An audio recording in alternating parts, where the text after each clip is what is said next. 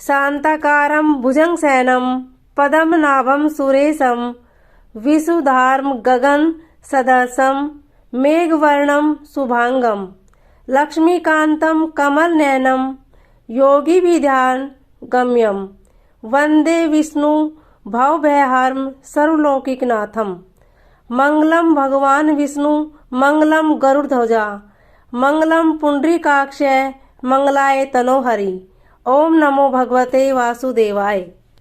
श्री सत्यनारायण भगवान की कथा सुनने मात्र से सभी कष्टों का नाश हो जाता है और घर में सुख समृद्धि बनी रहती है। संसार में एकमात्र भगवान नारायण ही सत्य है, बाकी सब माया है। सत्य में ही सारा जगत समाया हुआ है। सत्य को नारायण के रूप में पूजना ही श्री सत्यनारायण भगवान को पूजना ही पूजा है। तो प्रेम से बोलिए श्री सत्यनारायण भगवान की जय। श्री सत्यनारायण व्रत कथा का पहला अध्याय। प्राचीन समय की बात है। एक समय नैमिषारण्य तीर्थ में शौनकादि 88,000 ऋषियों ने श्री सूत जी से पूछा, हे प्रभु, इस कलयुग में वेद विद्या रहित मनुष्य को प्रभु भक्ति किस प्रकार मिलेगी तथा उनका उद्धार कैसे होगा। इसलिए हे मुनि, कोई ऐसा तप कहिए जिससे थोड़े समय में पुण्य प्राप्त होवे तथा मन वांछित फल मिले। वह कथा सुनने की हमारी इच्छा है। सर्वशास्त्र ज्ञाता श्री सूत जी बोले, हे वैष्णव में पूज्य, आप सबने प्राणियों के हित की बात पूछी है। अब मैं उस श्रेष्ठ व्रत को आप लोगों से कहूँगा जिस व्रत को नारद जी ने लक्ष्मी नारायण से पूछा था और लक्ष्मीपति ने मुनि श्रेष्ठ नारद से कहा था। सो ध्यान से सुनो। एक समय योगीराज नारद जी दूसरों के हित की इच्छा से अनेक लोकों में घूमते हुए मृत्युलोक में आ पहुँचे। यहाँ अनेक योनियों में जन्मे हुए प्राय सभी मनुष्य को अपने कर्मों द्वारा अनेकों दुखों से पीड़ित देखकर सोचा, किस यत्न के करने से निश्चय ही प्राणियों के दुखों का नाश हो सकेगा। ऐसा मन में सोचकर विष्णु लोक को गए। वहाँ श्वेत वर्ण और 4 भुजाओं वाले देवों के इस नारायण को देखकर, जिसके हाथ में शंख चक्र गदा और पंथ थे तथा वरमाला पहने हुए थे, स्तुति कहने लगे, हे भगवान, आप अत्यंत शक्ति से संपन्न हैं। मन तथा वाणी भी आपको नहीं पा सकती। आपका आदि मध्य अंत नहीं है। निर्गुण स्वरूप सृष्टि के आदि भूत व भक्तों के दुखों को नष्ट करने वाले हो। आपको नमस्कार है। नारद जी ने इस प्रकार की स्तुति सुनाकर विष्णु भगवान बोले, हे मुनि श्रेष्ठ, आपके मन में क्या है? आपका किस काम के लिए आगमन हुआ है? निसंकोच कहो। तब नारद मुनि बोले, मृत्युलोक में सब मनुष्य जो अनेक योनियों में पैदा हुए हैं, अपने अपने कर्मों द्वारा अनेक प्रकार के दुखों से दुखी हो रहे हैं। हे नाथ, मुझ पर दया रखते हो तो बतलाइए कि उन मनुष्य के सब दुख थोड़े ही प्रयत्न से कैसे दूर हो सकते हैं। श्री भगवान जी बोले, हे नारद, मनुष्य की भलाई के लिए तुमने बहुत अच्छी बात पूछी है। जिस काम के करने से मनुष्य मोह से छूट जाता है वही मैं कहता हूँ। सुनो, बहुत पुण्य देने वाला स्वर्ग तथा मृत्युलोक दोनों में दुर्लभ एक उत्तम व्रत है। आज मैं प्रेम वंश होकर तुमसे कहता हूँ। सत्यनारायण का यह व्रत अच्छी तरह विधि पूर्वक करके मनुष्य होकर मरने पर मोक्ष को प्राप्त होता है। श्री भगवान के वचन सुनकर नारद मुनि बोले कि उस व्रत का क्या फल है, क्या विधान है और किसने यह व्रत किया और किस दिन यह व्रत करना चाहिए, विस्तार से कहिए। भगवान बोले, दुख शोक आदि को दूर करने वाला, धन धान्य को बढ़ाने वाला, सौभाग्य तथा संतान को देने वाला यह व्रत सब स्थानों पर विजयी करने वाला है। भक्ति और श्रद्धा के साथ किसी भी दिन मनुष्य श्री सत्यनारायण की प्रातःकाल के समय ब्राह्मणों और बंधुओं के साथ धर्मपरायण होकर पूजा करे। भक्तिभाव से नैवेद्य केले का फल, घी, दूध और गेहूं का चूर्ण समाया लेवे। गेहूं के अभाव में साटी का चूर्ण, शक्कर तथा गुड़ ले और सब भक्षण योग्य पदार्थ जमा करा के भगवान को अर्पण कर देवे तथा बंधुओं सहित ब्राह्मणों को भोजन करावे। तत्पश्चात स्वयं भोजन करे। नित्य गीत आदि का आचरण कर सत्यनारायण भगवान का स्मरण करते हुए समय व्यतीत करे। इस तरह व्रत करने पर मनुष्य की इच्छा पूरी होती है, निश्चय ही पूरी होती है। विशेषकर कली काल में भूमि पर यही मोक्ष का सरल उपाय है। बोलिए श्री सत्यनारायण भगवान की जय। दूसरा अध्याय। सूत जी बोले, हे ऋषियों, जिसने पहले समय में इस व्रत को किया उसका इतिहास कहता हूँ, ध्यान से सुनो। सुंदर काशीपुरी नगरी में एक अत्यंत निर्धन ब्राह्मण रहता था। वह भूख और प्यास से बेचैन हुआ नित्य पृथ्वी पर घूमता था। ब्राह्मणों से प्रेम करने वाले भगवान ने ब्राह्मण को दुखी देखकर बूढ़े ब्राह्मण का रूप धर उसके पास जा आदर के साथ पूछा, हे विप्र, नित्य दुखी हुआ पृथ्वी पर क्यों घूमता है? हे श्रेष्ठ ब्राह्मण, यह सब मुझसे कहो, मैं सुनना चाहता हूँ। ब्राह्मण बोला, मैं निर्धन ब्राह्मण हूँ, भिक्षा के लिए पृथ्वी पर फिरता हूँ। हे भगवान, यदि आप इसका कोई उपाय जानते हो तो कृपा कर कहो। वृद्ध ब्राह्मण बोला कि सत्यनारायण भगवान मनवांछित फल देने वाले हैं, इसलिए हे ब्राह्मण, तू उनका पूजन कर, जिसके करने से मनुष्य सब दुखों से मुक्त होता है।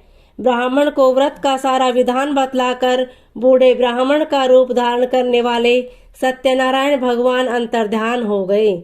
जिस व्रत को वृद्ध ब्राह्मण ने बतलाया है मैं उसको करूँगा, यह निश्चय करने पर उसे रात में नींद भी नहीं आई। वह सवेरे उठ सत्यनारायण के व्रत का निश्चय कर भिक्षा के लिए चला।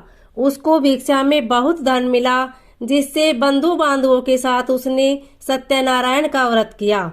इसके करने से वह ब्राह्मण सब दुखों से छूटकर अनेक प्रकार की संपत्तियों से युक्त हुआ। उस समय से वह ब्राह्मण हर मास व्रत करने लगा। इस तरह सत्यनारायण भगवान के व्रत को जो करेगा वह मनुष्य सब दुखों से छूट जाएगा। इस तरह नारद जी ने नारायण का कहा हुआ यह व्रत मैंने तुमसे कहा। हे विप्रो, मैं अब और क्या कहूँ? ऋषि बोले, हे मुनीश्वर, संसार में इस ब्राह्मण से सुनकर किस किस ने इस व्रत को किया, हम सब यह सुनना चाहते हैं। इसके लिए हमारे मन में श्रद्धा है। सूत जी बोले, हे मुनियों, जिसने इस व्रत को किया है वह सब सुनो। एक समय एक ब्राह्मण धन और ऐश्वर्य के अनुसार बंधु बांधवों के साथ व्रत करने को तैयार हुआ। उसी समय एक लकड़ी बेचने वाला बूढ़ा आदमी आया और बाहर लकड़ियों को रखकर ब्राह्मण के मकान में गया। प्यास से दुखी लकड़हारा उनको व्रत करते देखकर ब्राह्मण को नमस्कार कर कहने लगा कि आप यह क्या कर रहे हैं? इसके करने से क्या फल मिलता है? कृपा करके मुझसे कहो। ब्राह्मण ने कहा, सब मनोकामनाओं को पूरा करने वाला यह सत्यनारायण भगवान का व्रत है। इसकी ही कृपा से मेरे यहाँ धन धान्य आदि की वृद्धि हुई है। ब्राह्मण से इस व्रत के बारे में जानकर लकड़हारा बहुत प्रसन्न हुआ। चरणामृत ले और प्रसाद खाने के बाद अपने घर को गया। लकड़हारे ने अपने मन में इस प्रकार संकल्प किया कि आज नगर में लकड़ी बेचने से जो धन मिलेगा उसी से सत्यनारायण देव का उत्तम व्रत करूंगा। यह मन में विचार कर बूढ़ा आदमी लकड़ियां अपने सिर पर रखकर जिस नगर में धनवान लोग रहते थे वह ऐसे सुंदर नगर में गया। उस रोज वहां उसे उन लकड़ियों का दाम पहले दिनों से चौगुना मिला। तब वह बूढ़ा लकड़हारा दाम ले और अति प्रसन्न होकर पक्के केले की पूली, शक्कर, घी, दूध, दही और गेहूं का आटा इत्यादि सत्यनारायण भगवान के व्रत की कुल सामग्रियों को लेकर अपने घर गया। फिर उसने अपने भाइयों को बुलाकर विधि के साथ भगवान जी का पूजन और व्रत किया। उस व्रत के प्रभाव से वह बूढ़ा लकड़हारा धन पुत्र आदि से युक्त हुआ और संसार के समस्त सुख भोग कर वैकुंठ को चला गया। बोलिए श्री सत्यनारायण भगवान की जय। तीसरा अध्याय। सूत जी बोले, हे श्रेष्ठ मुनियों, अब आगे की कथा कहता हूँ, सुनो। पहले समय में उल्कामुख नाम का एक बुद्धिमान राजा था। वह सत्यवक्ता और जितेंद्रिय था।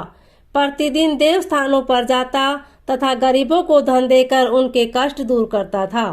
उसकी पत्नी कमल के समान मुख वाली और सती साध्वी थी। भद्रशिला नदी के तट पर उन दोनों ने श्री सत्यनारायण का व्रत किया। उस समय से वहां एक साधु वैश्य आया। उसके पास व्यापार के लिए बहुत सा धन था।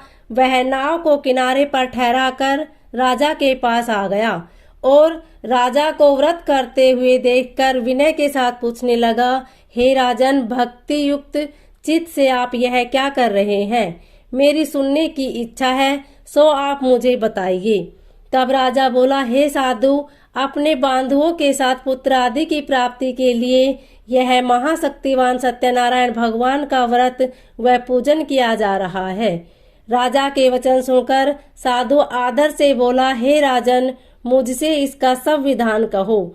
मैं भी आपकी कथा अनुसार इस व्रत को करूँगा। मेरे भी कोई संतान नहीं है और इससे निश्चय ही होगी।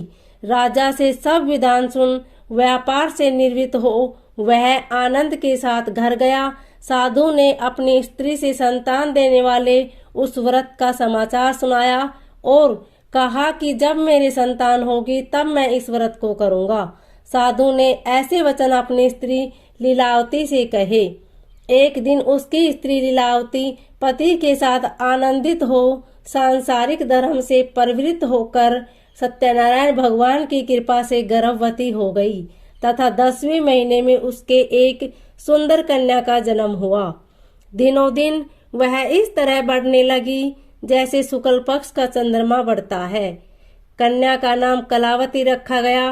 तब लीलावती ने मीठे शब्दों में अपने पति से कहा कि जो आपने संकल्प किया था कि भगवान का व्रत कर। साधु बोला, हे प्रिय, इसके विवाह पर करूँगा। इस प्रकार अपनी पत्नी को आश्वासन दे वह नगर को गया।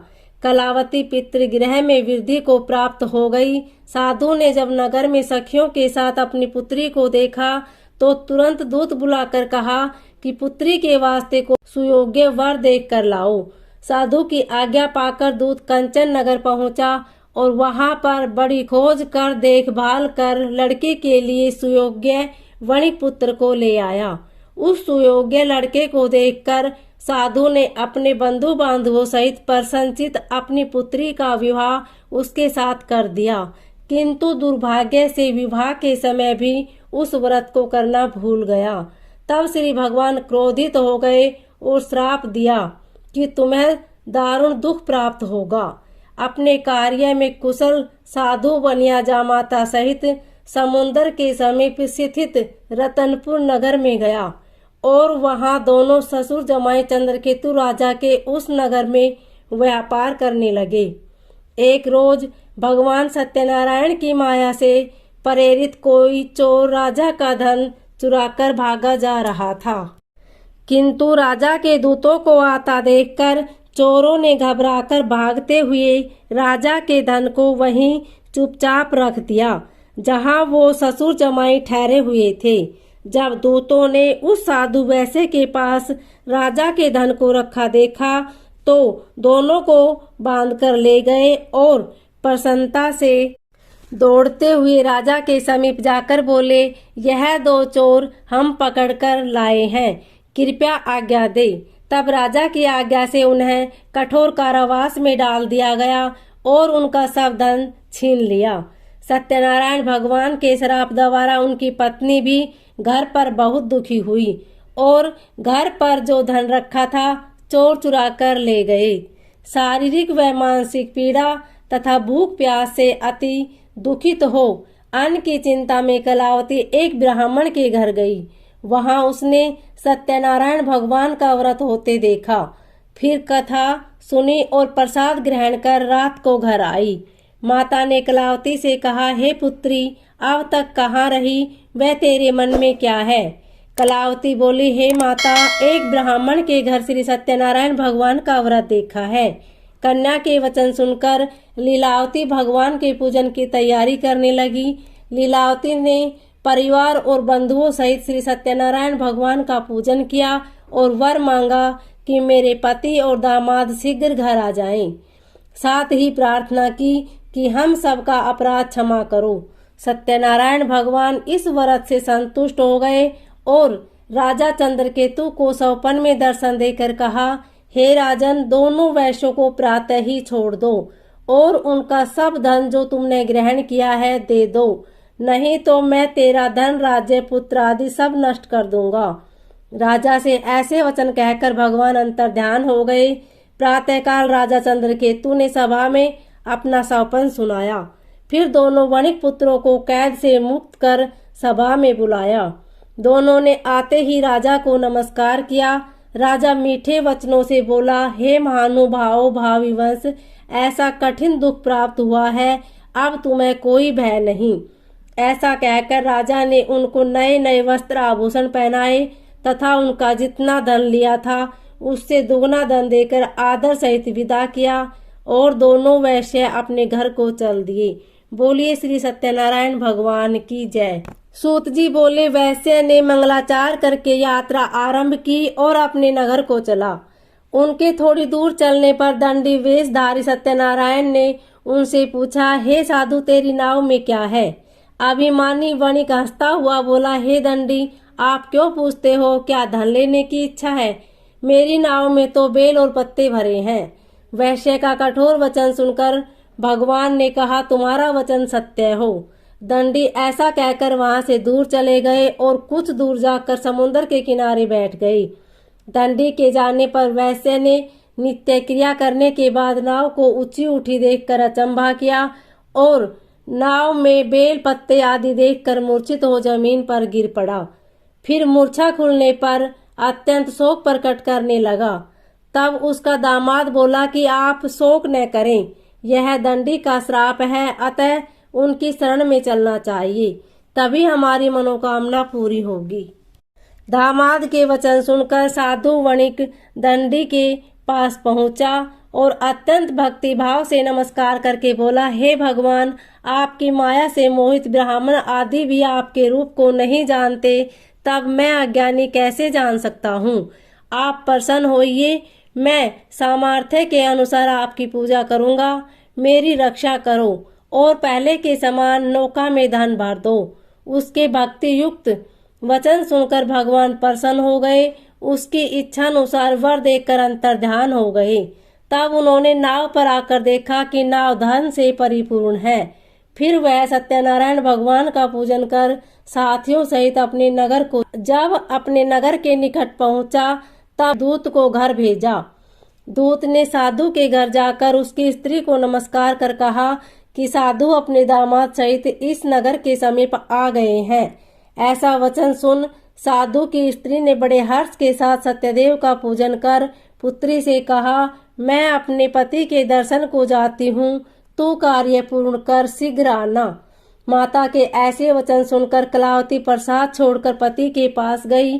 प्रसाद की अवज्ञा के कारण सत्यदेव ने रुष्ट हो उसके पति को नाव सहित पानी में डुबो दिया। कलावती अपने पति को न देखकर रोती हुई जमीन पर गिर गई। इस तरह नौका को डूबा हुआ तथा कन्या को रोता देख साधु दुखित हो बोला, हे प्रभु, मुझसे या मेरे परिवार से जो भूल हुई है उसे क्षमा करो। उसके दीन वचन सुनकर सत्यदेव प्रसन्न हो गए और आकाशवाणी हुई कि साधु, तेरी कन्या मेरे प्रसाद को छोड़कर आई है, इसलिए इसका पति अदृश्य हुआ है। यदि वह घर जाकर प्रसाद खाकर लौटे तो इसे पति अवश्य मिलेगा। ऐसी आकाशवाणी सुनकर कलावती ने घर पहुंचकर प्रसाद खाया, फिर आकर पति के दर्शन किए।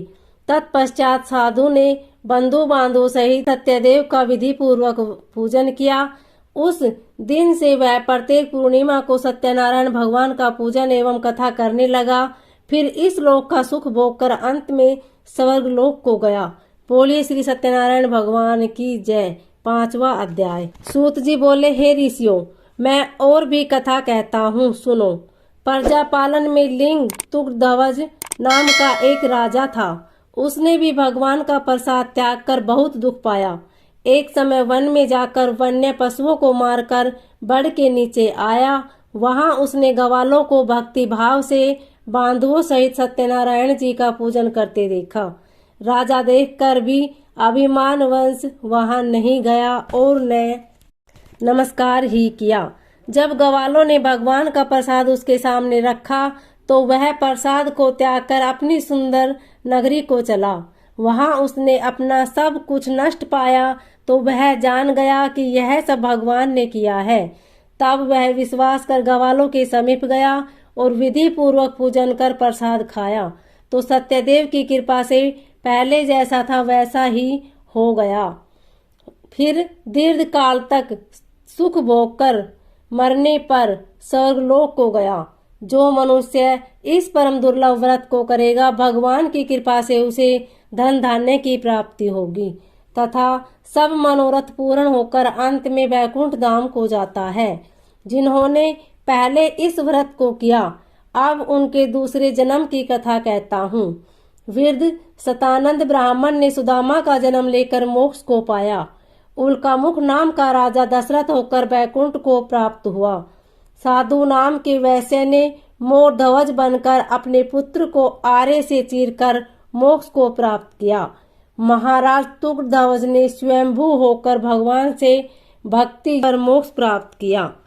इति श्री सत्यनारायण व्रत कथाएं संपूर्ण। बोली श्री सत्यनारायण भगवान की जय।